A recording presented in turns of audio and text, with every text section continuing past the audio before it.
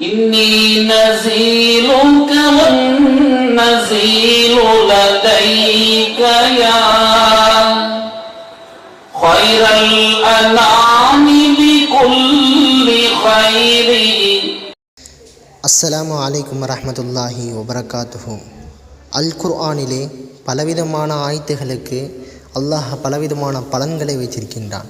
அந்த வகையில் பல நாட்களாக குழந்தை இல்லையா, இந்த வசனத்தை அதிகமாக ஓத வேண்டும்.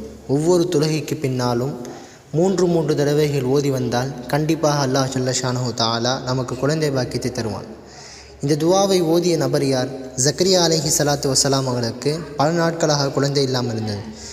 இந்த 2 துஆக்களை கேட்டதற்கு பின்னால் அவர்களுக்கு அல்லாஹ் குழந்தை பாக்கியத்தை தந்தான். இன்ஷா அல்லாஹ் நமக்கும் தந்தல் புரிவானாக. ஆமீன்.